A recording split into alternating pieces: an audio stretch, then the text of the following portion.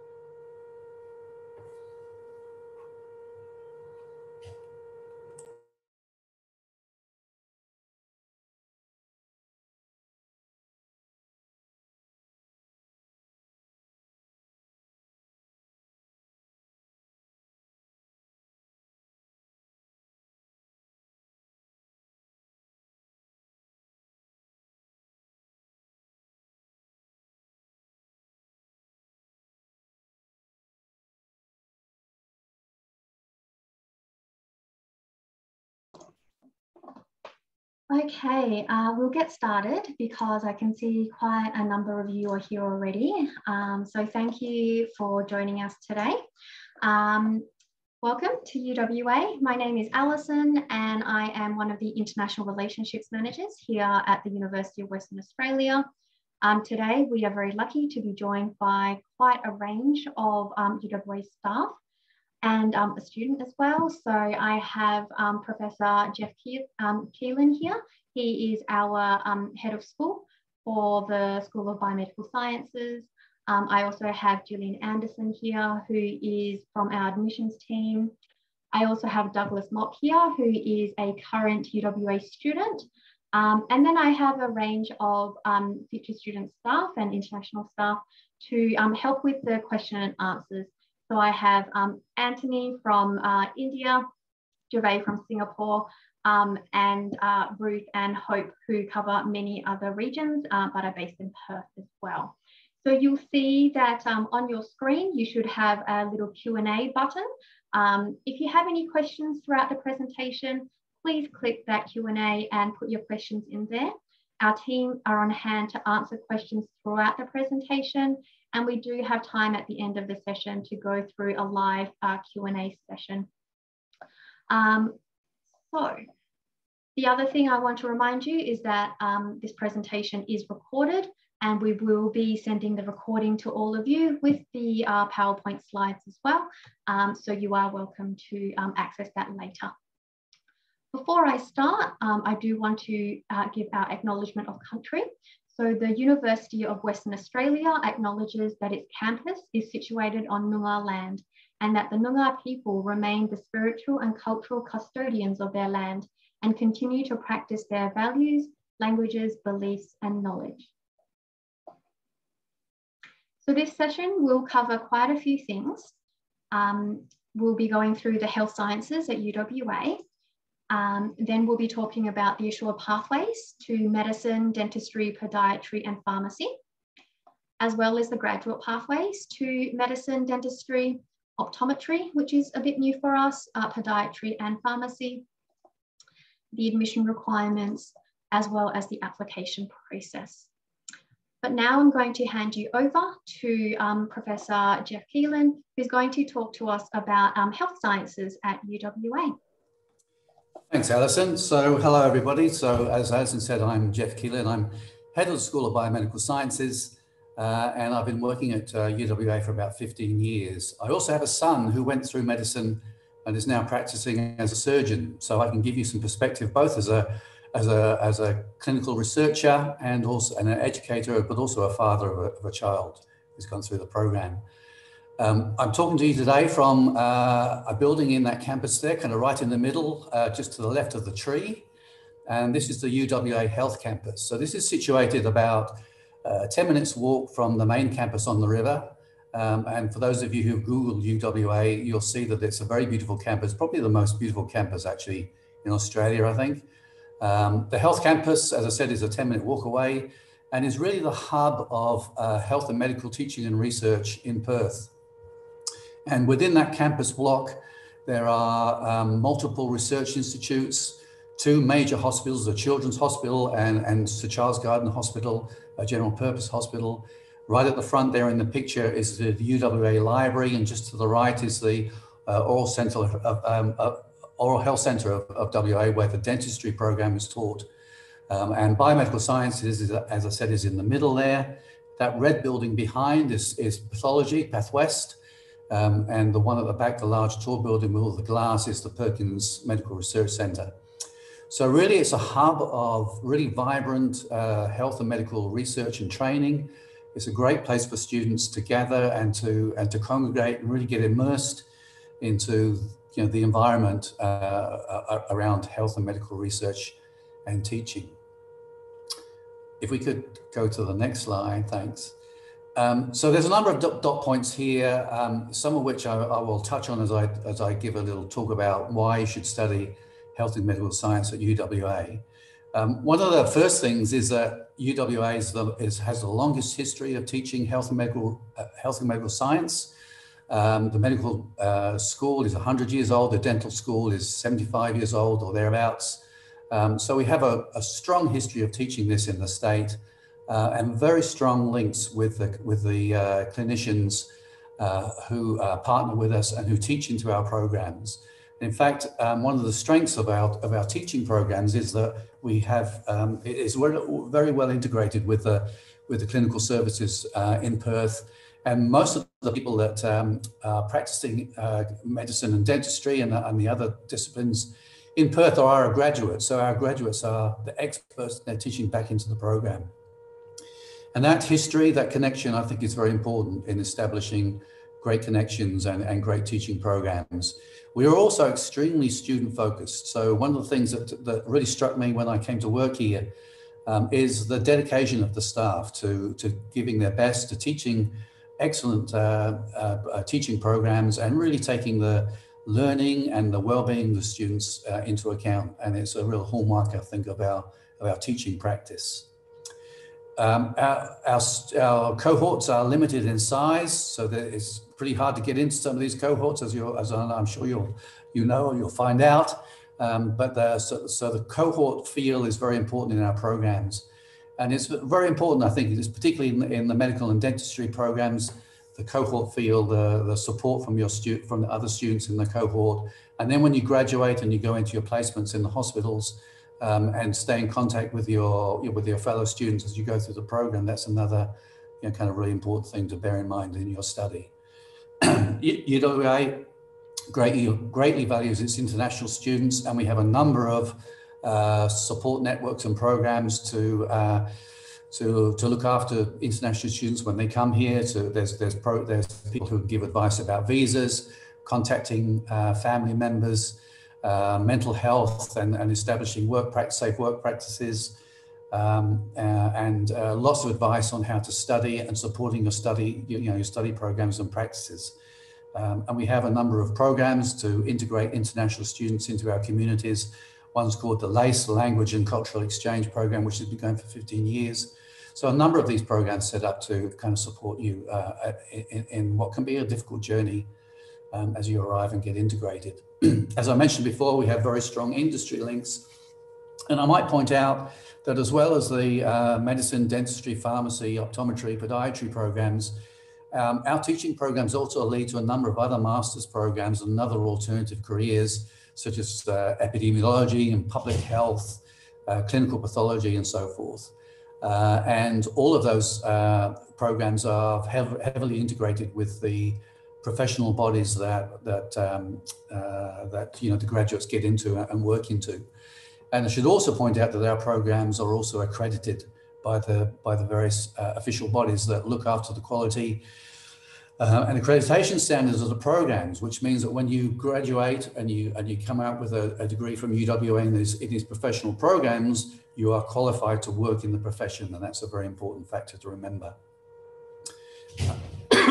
Our programs are fully integrated into professional practice. So particularly in the sort of latter 2 or 3 years of your programs, you'll be taking placements in hospitals and in clinics and undergoing internships. And that ensures that you're clinically qualified and experienced by the time you hit the workforce. It's well known that salaries are very high in these areas, and I can tell you, as a father of a practicing surgeon, some of these salaries are very high, and just obviously it's a important factor to realise, to look at. The salaries that you'll be earning when you graduate. The final point on here is our alumni. We have 130,000 or more students that have graduated from our programs, and they're all part of our alumni community. We take great pains to keep connected with them. Lots of them are actively participate in various aspects of university life, and really enrich our community. And particularly in the medical community, where those links are very important through your lifelong career. So I think that's all I wanted to say. There's one more point, is that there are multiple careers that you can undertake that aren't necessarily these professional careers. And some of those are really kind of taking off in the international space. Data science, for instance, and policy analysis in health. These are all really great careers. So although you might be focused on being a doctor or a dentist or podiatrist, whatever, if you don't get into those programs and you studied biomedical science, say for 3 years, there's a lot of master's programs that lead them into many different really exciting careers with international opportunities. So kind of bear that in mind as well when you're looking at your study plans and looking at what to enroll in. I'll be hanging around for the rest of the hour. Happy to answer any questions, but for now, that's from me. Thank you very much. Signing off. Thanks, Alison. Thanks so much, Professor. So now I'm going to pass the time over to Gillian, who's going to go through the admission requirements for our health science programs.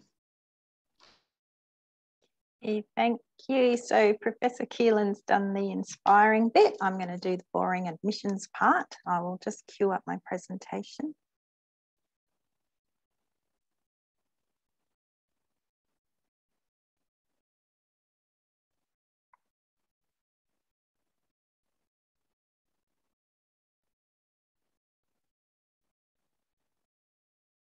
Okay, can you see that now?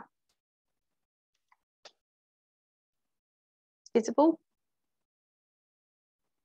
So today we're going to focus on the assured pathway admissions process, but if you do have questions about graduate, we can address those during the Q&A later.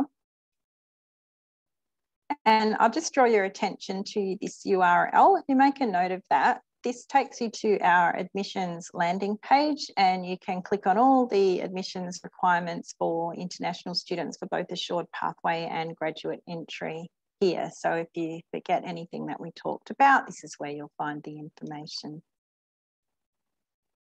So just quickly, what is an assured pathway? Basically, you are applying for both your bachelor's degree and your postgraduate qualifying degree as a package.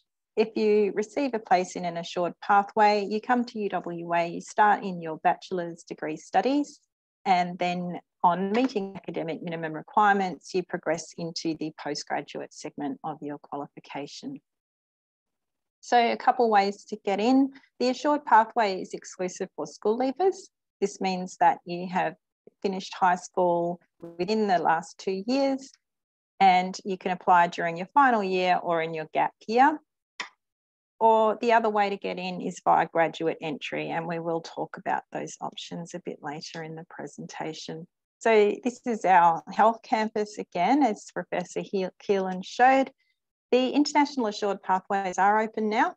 They close on 31st July for medicine and dentistry, and for pharmacy and podiatric medicine close on 31st of August.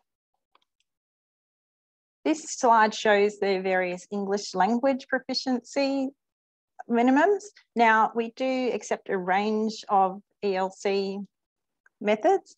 So if your high school qualification isn't listed here, pop that into the Q&A and we can address that later. So how do you become eligible for an assured pathway? First thing to notice is that the International Assured Pathway is exclusive for international school leavers. So if you hold Australian permanent residency or citizenship, even if you've got dual citizenship, you do need to apply for a domestic place. Another thing to note about an assured pathway, because it is a package offer, it is not transferable. So the postgraduate segment, your assured place is an international place. If you are no longer an international student by the time you graduate from the undergraduate component of your pathway, you do need to apply via graduate entry for a domestic place. We can't transfer that place. It's competitive entry. You need to meet minimum requirements. This doesn't guarantee you entry. So the minimum requirement for academic results is ATAR of 96 or equivalent for medicine or dentistry, and ATAR of 94 or equivalent for podiatric medicine and pharmacy. Medicine and dentistry also sit an admissions test, which is called ISAT. We'll talk a little bit more about that. And for all of these courses, there's an interview component, which also forms part of the selection process. This shows some equivalencies for various secondary school qualifications with ATAR. If your high school qualification isn't listed here, pop that into the Q&A and we can address that later during the presentations. Okay, so the admissions test is ISAT. This is the International Student Admissions Test. As an international student applying for an assured pathway to either medicine or dentistry, you do need to sit ISAT. Some of you may be aware of the Australian test, which is called UCAT. This is not used as part of the selection processes for international assured pathways. So ISAT's a 3-hour test. It's computer-based.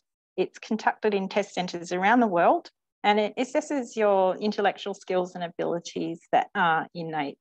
So it's not necessarily testing specific subject knowledge, but that doesn't mean you can't prepare. So I would recommend that you take a note of this URL here, isat.asa.edu.au. Have a look at the ISAT webpage and you can access preparation materials from there. There's 2 sections to the test, critical reasoning and quantitative reasoning. You do need to meet at least the 25th percentile to be eligible for consideration for medicine or dentistry. There's practice questions available via the ISAT website. So if you access those materials, it will help you to become familiar with the type of questions you'll be presented with on test day. And another tip that they give is to read widely and practice thinking critically about what you've read to analyse material quickly, and then it will help you get better at your speed reading and your reading comprehension. And again, there's test taking strategies on the ISAT website that you can take a look at for that. The interviews are another component for both medicine dentistry as well as allied health, podiatric medicine and pharmacy. At the moment, we are looking at what we can do around interviews with the COVID-19 situation disrupting travel around the world. Some of you who applied in previous years may be aware we were using the CASPER test. We will not be using the CASPER test for the current admissions round. So that's about all I can tell you about the interviews at this point. We will have more information, and as soon as it becomes available, we'll publish that. And also candidates who are shortlisted for interviews will be given a lot more information about that. Now for course offer ranking, that is by your ATAR equivalent, the interview score and the ISAT score.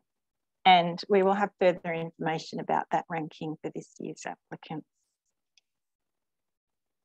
Now we talked about graduate pathways, as Professor Killen mentioned. There's a range of courses at the postgraduate level. Here's just some of them listed here. We have a new optometry course. There's public health, which can be a great option.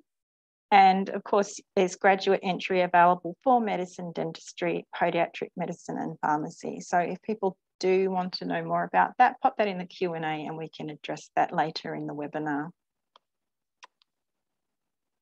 So the main thing is you've got your 2 pathways, school leaver entry or graduate entry. All the information is here at this website. And if you want to, if you've got your phone or device handy, you can scan that QR code and that will take you to a form where you can let us have your details and we can keep you informed of updates as they happen. And that's it from me.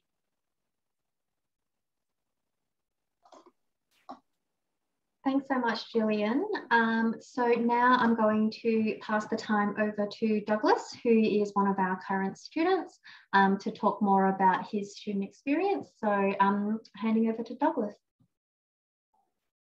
Thank you. So essentially right now I'm in MD2, so in the direct pathway scheme, that's sort of like 4th year. And so I think I'm just going to talk about the undergrad side of things first, because it's more relatable for people who are starting this admission. So the undergrad pathway, I feel like it is a very easy process for you to settle in. The lecturers really, they really conduct the lessons and ensure that the content isn't too overwhelming in the first year, at least, so that we can slowly progress towards more challenging content.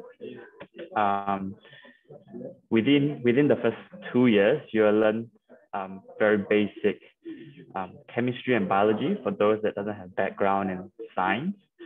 But yep, like I said, it's going to be very easy to settle in, let you be truly immersive of the student experience here.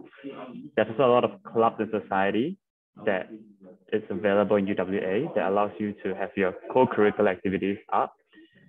This is just for you to have a hobby or just sort of reduce stress while studying. That really helps, you know, the whole holistic experience that you have at UWA. There's also faculty society. Those are clubs, essentially clubs with people managing it that helps you with your major. So for me, I do med. My major will be integrated medical sciences and clinical practice. And that falls under the faculty of health, of medical sciences and health. And they have a lot of people there. If you need assistance, they'll be there to help you. Their office is open every single day, Monday to Friday during office hours. And you can just go in and ask them questions and they're gonna help you out, whether it is the admin side or if you need someone to talk to because you get too stressed. Unlikely, but yeah, there's always someone there to help you. In terms of your 3rd year and 4th year, it's gonna be a lot more clinical side of things. So you start doing patient case studies, you start learning more about the pharmacology side of diseases, you start learning more about pathology, more anatomy, essentially just diving in and making sure you have a solid foundation so that by 4th year, at least for me, I'm in my 4th year now, by April, we'll hit the hospitals for placements and you'll be ready for placements. You'll be ready to see patients, you'll be ready to examine them, you'll be ready to take their history, you'll be ready to receive their presenting complaint. So that's sort of what 3rd and 4th year is about. And finally, the last 2 years, it's purely placements plus some GP teaching, followed by one major exam at the end of the year once you're at MD4. But overall, it is a very gradual increase in terms of difficulty in content. Probably the biggest jump will be between 2nd year and 3rd year, because 3rd year, the whole content will be taught differently in a more clinical side of it, in a more clinical way. And people often can't adapt to that, but there's a lot of help given by the school, whether it's by the faculty or whether by the students or by representatives or by lecturers. When you ask for help, they're always there to help you. You email them, they'll email you back with help, with answers, with any queries that you have. Within your first 2 years, you can select units, or rather you have units that are compulsory, but you do have slots or spaces for you to explore other things, which is amazing in UWA. So what that means is you'll do your biomedical, whatever you major in. So if for me, I do integrated medical science and clinical practice, I'll have IMED units enrolled in, but I also can have math as an elective. I also can have astronomy. I can also have pedaling. I can have I can do anything with no exclusion criteria. I can do engineering, I can do social sciences, I can do psychology, I can do architecture. It's just for me to explore my passion and hobby when I'm in the first 2 years of uni. And when I hit 3rd year, that's where, since the clinical side starts to come in, the units that I'm enrolled in, I'm a full-time sort of medical student. So that's where you don't have the chance to explore your passion, your hobby. You can still go for it by overloading, but the workload is rather high when you start 3rd and 4th year. So when it comes to 3rd and 4th year, or rather 3rd year onwards, it's going to be a full-time medical student thing. You'll have all medical units, or in dentistry wise, it'll be all dentistry units. You go full-time without any units from other major. So that's sort of how this whole course is structured around. First 2 years for you to learn the basics, and you have time to explore your hobbies, your passions, something that you might want to pick up when you were young, maybe like German or Spanish. And then when it comes from 3rd year onwards, it's going to be more clinical. You're going to have full-time all medical lectures, full-time dentistry lectures, full-time practical for med or dentistry. And that's sort of how the program works. And I think that would sum up how my student experience is within this 4 years here. Thank you. Awesome. Thank you so much, Douglas. So now that brings us to the question and answer portion of this session. So now is definitely the time to be typing your questions in that little Q&A box that you see. I know that some questions already have been answered by our team, but we would like to ask some questions live. So if you have any questions, especially if you have questions for Professor Keelan here, for Gillian from admissions, or even for Douglas about his student experience, definitely put them into the Q&A box, and we can go through that as well. So I can see there are a couple of similar questions. First one being around graduate medicine entry. So I might address this to Gillian. If a student takes the GAMSAT, the September sitting, can they still make it in time for the February 2023 intake? And can we submit the GAMSAT results after the course application submission? Okay, so the applications for graduate entry for both medicine and dentistry are closing on the 1st of July this year for 2023 commencement. You do need to have your admissions test result valid as at that closing date. So no, you cannot sit September 2022 GAMSAT in support of a 2023 application. You would need to try and arrange to sit MCAT if you could do that before the due date if you don't have an admissions test, either GAMSAT or MCAT. For dentistry, we also accept the DAT, which is the North American test. Perfect, thank you. I can see another question that you've ticked that you'd like to answer live. It's about the ISAT. So do you recommend that students do the ISAT during cycle 1, 2, or 3? So again, ISAT results are valid for 2 years. That is as at the closing date of applications, which for the assured pathway is 31st of July. I noticed on the ISAT website, they're now referring to test windows rather than cycles. And for 2022, test window 1 goes from 2nd of May to 20th of May. Test windows 2 and 3 are after the applications close. So you can't use this year's test window 2 and 3 for 2023 commencement. But if you sat cycles 2 or 3 last year, they would still be eligible. Perfect, thank you.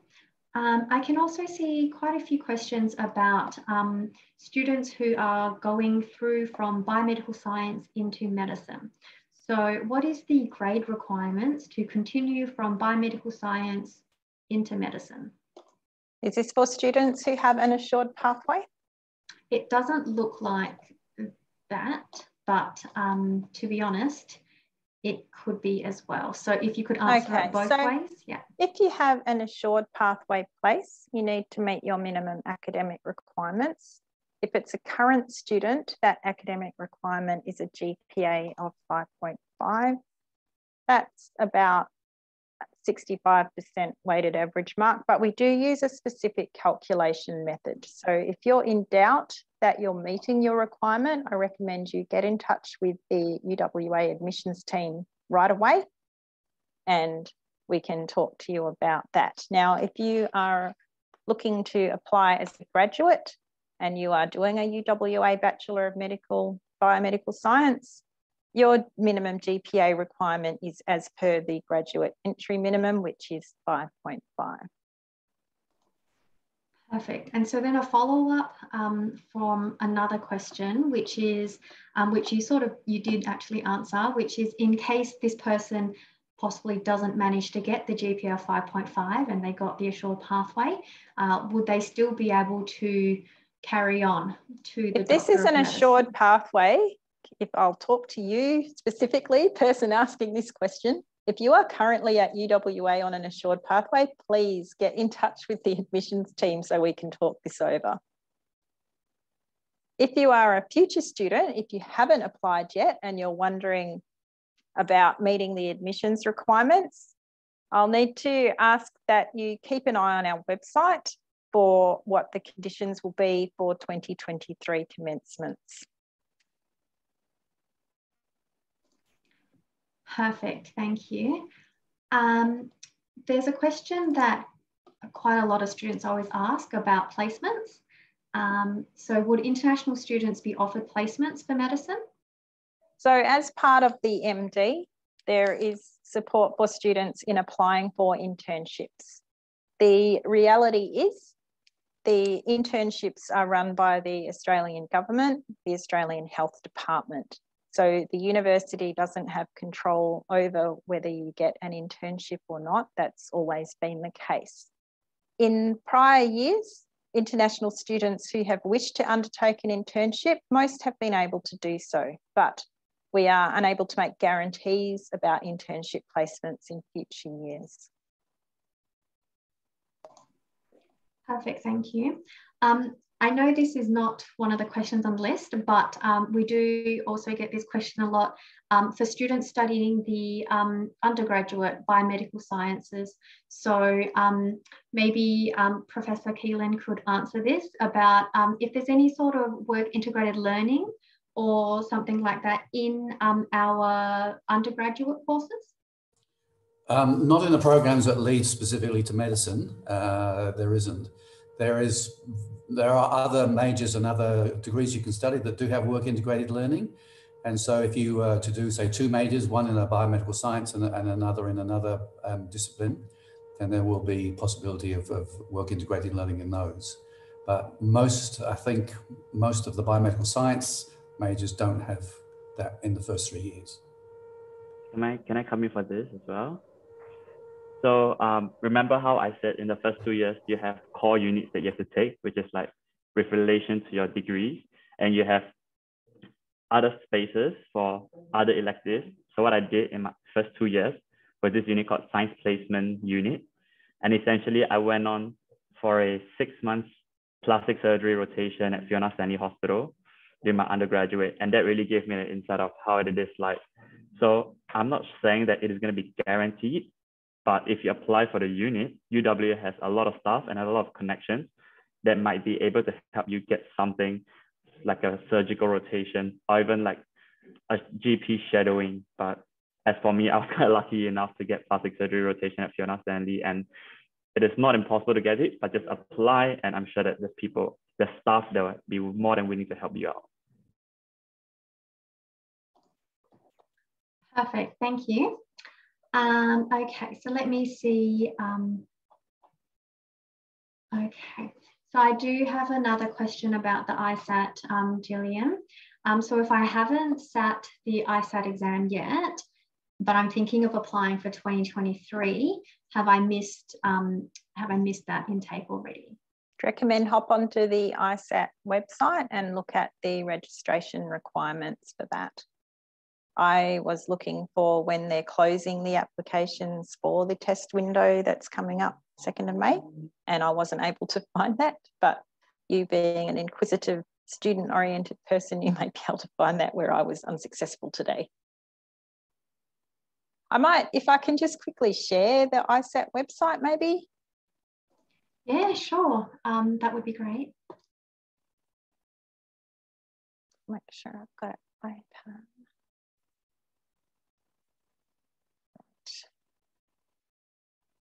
So if we look at the ISAT official website,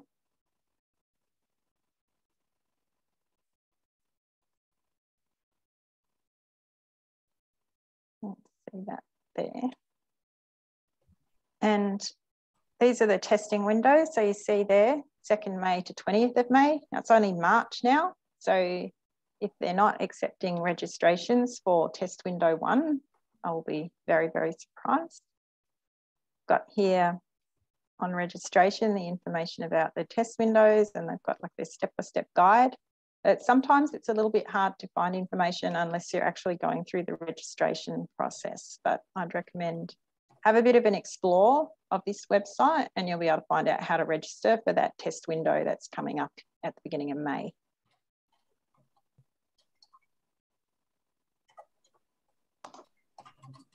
Perfect, thank you. I have a student here with an engineering bachelor's degree. So do they have to take a foundation course before entering the MD program for graduate entry? So we don't provide any favouritism to any specific course of study in your undergraduate degree. You can have a bachelor in engineering, you can have it in event management. However, you will need to sit and succeed the admissions test, which will be either for medicine, GAMSAT or MCAT. And for that, you need a level of knowledge in chemistry, biology, and physics. Is that someone else chiming in? Okay, no, sorry, my computer's haunted, I think.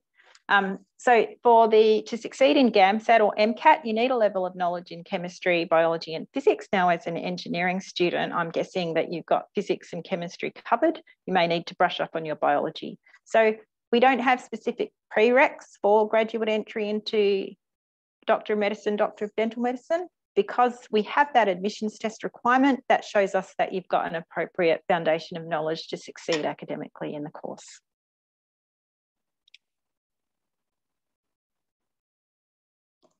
Perfect. So I know you covered some of this already, but I do have a question about the Assured Pathway to Dentistry. So firstly, how to apply for the Assured Pathway to Dentistry and how many years is the whole program? So for international students, you apply direct to UWA. You can apply either directly or via an authorised education agent. And the minimum period to complete both degrees is 6 years full-time study. Perfect, thank you. Okay, so this is a really good question that I know you cover a lot, is if I'm an international student when starting the graduate medicine course, but then acquire permanent residency while studying, would I be guaranteed for an internship after graduation as a domestic student, or would I still be considered as an international student? That is actually not a question I've been directly asked. I'm usually asked about what happens if your residency changes while you're in progress of the course. So I'm afraid the answer to that question is I don't know. Maybe if we could share a little bit about what happens if they do change their residency status, because I do realise that there are some students who would have to stay as an international, like in their international student status. Yeah. So if you have attained a place via either graduate entry or school leaver entry in any of these courses, all these courses are subject to quotas. So the place that is reserved for you is specifically an international student place. If your citizenship changes prior to commencing in that postgraduate course, then you no longer meet the condition of being an international student to take up that international place. So that would mean that you would need to apply via graduate entry or a domestic place. If your citizenship status changes while you're in progress of the course, we can't automatically switch you into a domestic Commonwealth supported place. That would then need to be assessed on a case-by-case basis, what may be possible. Perfect, thank you. That is actually majority of the questions. So I might just wait a minute or so for anyone else who has any other specific questions that they would like to ask. While I'm waiting, I just want to remind everyone that we will be sending the recording to you all, hopefully tomorrow. That will be sent to you, including the PowerPoint slides. But if you have any further questions with anything, you know, once you review the presentation, you have more questions. If you are an education agent, then I would encourage you to speak to your international relationships person. So it could be your regional manager or your international relationships manager. If you are a future student, definitely you can go and talk to your education agent to help you, because we do have very close relationships with our education agents and they will be able to ask us those questions. If you don't have an education agent, you are welcome to contact our future students team. We are always happy to assist you to answer any of the questions you have. And also I do know that Julian's team, the Health and Medical Sciences team, is also on hand to answer questions if you are looking at a email or anything like that as well. So the webpage that Julian gave you, which was the /apply health, would have all of that information too. So we'll definitely send all of that through to you. Okay, so let me go back to the questions and see if there are any specific questions. Okay, so there is a question asking whether when will interviews be carried out for assured medicine students? Is it in August? And I do know you did cover this in your presentation. Oh, I covered it very, very briefly. So it's a fair question because I didn't mention interview periods, and that's because the answer is unknown at this stage. Once we get closer to the end of the application period, and then we'll be shortlisting for the interviews, and then we'll have more information about how those interviews are going to be delivered this year. So as everyone is no doubt aware of, we live in a world where changes are happening rapidly about what we can and can't do. So we don't know at this point what's happening with the interviews for school leavers. Excellent, thank you. This is a question I'm not sure if you can answer, Gillian, or maybe Douglas might be able to give us a rough estimate. How many medical students are there in a year's cohort? I think my cohort has around 300 to 350. So I reckon that's sort of what you're looking at if, yeah, just the whole cohort. Are you talking about like each year's cohort? Because I can tell you how many places that we have in the MD, but the actual specific number of students in any one year, there would be a few variables around that. Yeah, so sure, that would be great. We have in the MD, there's 206 places for domestic students currently and 30 places for international students. So some of these numbers are under review, and we will publish more specific information on our website once we have that. So keep an eye on the admissions website for that. But for Douglas's experience, you know, like you're saying, there's probably around 300 students around at any one time. So there's lots of new friends to be made. Exactly, that's right. Okay, so I do have a question that I probably will answer, which is, are scholarships available for international students? Definitely there are scholarships available. However, if students are interested in the assured pathway to medicine or dentistry, we don't have a scholarship attached for those courses. For students who are interested, and that also includes pharmacy as well, the assured pathway to pharmacy.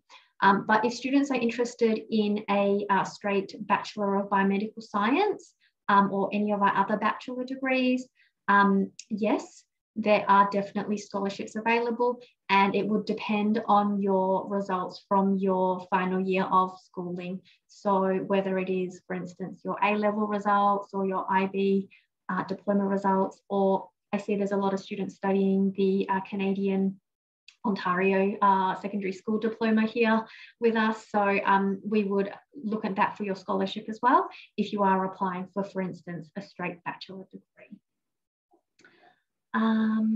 Can I add in on that as well? Sure.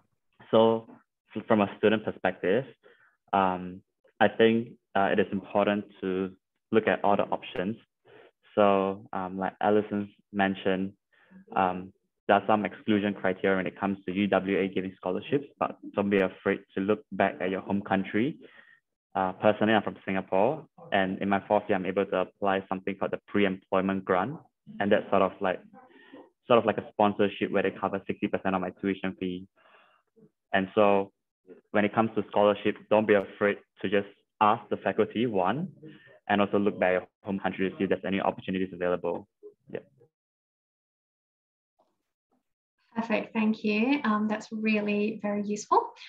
So it looks like that's pretty much all of our questions answered. So I just Alison, I just saw someone's asking if we can show the academic requirements slide again. Do you mind if I just share that? Yeah, go ahead, definitely.